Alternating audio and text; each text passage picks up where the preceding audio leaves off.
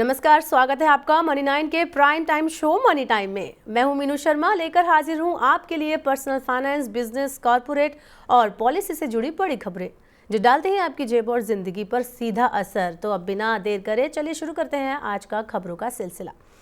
लंबे वक्त से इंतजार कर रहे कर्मचारियों को जल्द खुशखबरी मिल सकती है। सरकार जल्द ही केंद्रीय कर्मचारियों और पेंशनर्स के लिए महंगाई भत्ता और महंगाई राहत बढ़ाने का ऐलान कर सकती है।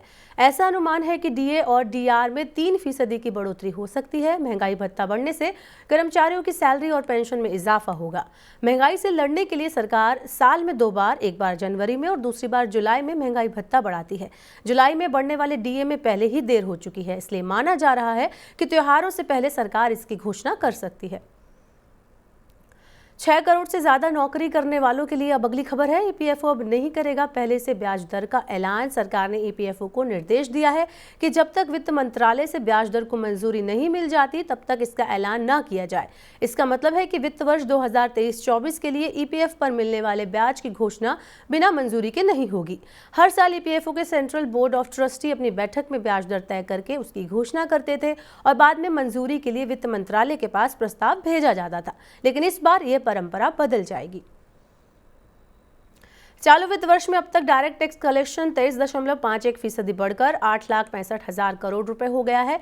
कंपनियों की ओर से अधिक एडवांस टैक्स का भुगतान करने की वजह से डायरेक्ट टैक्स कलेक्शन में उल्लेखनीय बढ़ोतरी दर्ज की गई है। शुद्ध डायरेक्ट टैक्स कलेक्शन में 4,16,217 करोड़ रुपए का कॉर्पोरेट इनकम टैक्स और 4,47,291 करोड़ रुपए का व्यक्तिगत इनकम टैक्स शामिल है। 16 सितंबर तक एडवांस टैक्स कलेक्शन में भी 21% की वृद्धि दर्ज की गई है। एडवांस टैक्स कलेक्शन का आंकड़ा 3.55 लाख करोड़ रुपए रहा है, जो एक साल पहले समान अवधि में 2.94 लाख करोड़ रुपए था। टैक्स कलेक्शन से जहां सरकार को राहत मिली है, वहीं दूसरी ओर कमजोर रुपए ने चिंता बढ़ा दी है। आज रुपया 13 पैसे और टूटकर 83.99 प्रति डॉलर के अपने सर्वकालीन निचले स्तर पर पहुंच गया। कच्चे तेल की कीमतें बढ़ने और अंतर्राष्ट्रीय बाजार में अन्य मुद्राओं की तुलना में डॉलर के मजबूत होने से रुपए पर दबाव बढ़ा है। इसके अलावा घरेलू शेयर बाजार में नकारात्मक रुख ने भी निवेशकों की धारणा को प्रभावित किया है। देश का विदेशी मुद्रा भंडार 8 सितंबर को सप्ताहांत सप्ताह में 4.99 अरब डॉलर घटकर 593.90 अरब डॉलर रह गया है।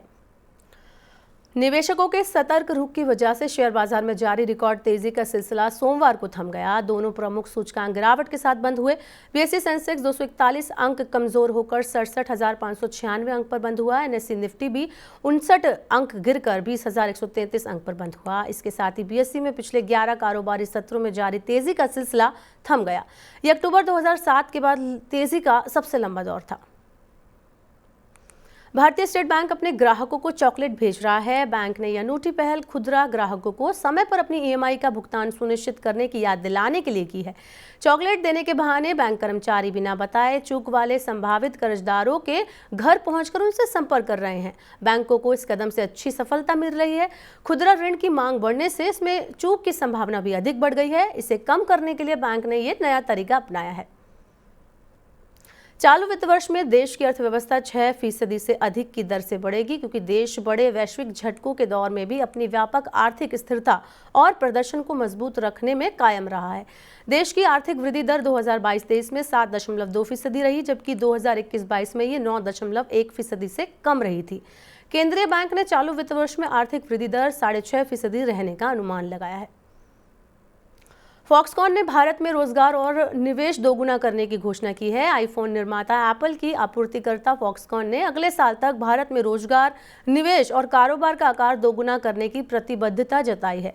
फॉक्सकॉन चीन में अपने मैन्युफैक्चरिंग बेस को शिफ्ट कर भारत ला रहा है। इसमें भारत आईफोन के लिए एक वैश्विक हब के रूप में स्थापित हो सकता है। त्योहारी सीजन में टाटा के वाणिज्यिक वाहन खरीदना महंगा होगा। टाटा मोटर्स ने अपने वाणिज्यिक वाहनों की कीमत 3% तक बढ़ाने की घोषणा की है। नई कीमतें 1 अक्टूबर से प्रभावी होंगी। टाटा मोटर्स ने कहा है कि ये मूल्य वृद्धि उत्पादन लागत में हुई बढ़ोतरी के प्रभाव को कम करने के लिए की जा रही है। ये मूल्य वृद्धि कंपनी के वाणिज्यिक वाहनों की पूरी श्रृंखला पर लागू होगी। कंपनी ने इसी साल 1 अप्रैल से वाणिज्यिक वाहनों की कीमतों में 5% तक की बढ़ोतरी की थी।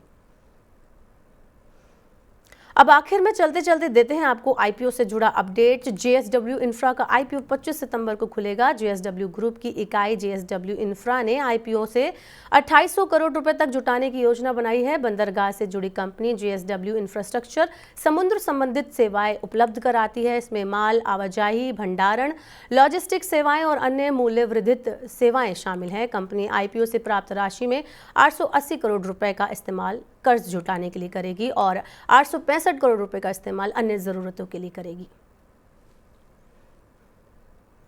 तो ये थी मनी टाइम में आज की बड़ी खबरें। वक्त हो गया आपसे विदा लेने का। अब आपसे होगी बुधवार को मुलाकात। पर्सनल फाइनेंस से जुड़ी खबरों को पढ़ने के लिए, सुनने के लिए और उनसे जुड़े खास कार्यक्रमों को देखने के लिए आप मनी 9 के सुपर ऐप को जरूर डाउनलोड कर लें। आज का हमारा मनी टाइम आपको कैसा लगा, हमें नीचे कमेंट बॉक्स में अपनी राय जरूर दें। साथ ही जुड़े रहिए मनी 9 के साथ। नमस्कार, शुभ रात्रि।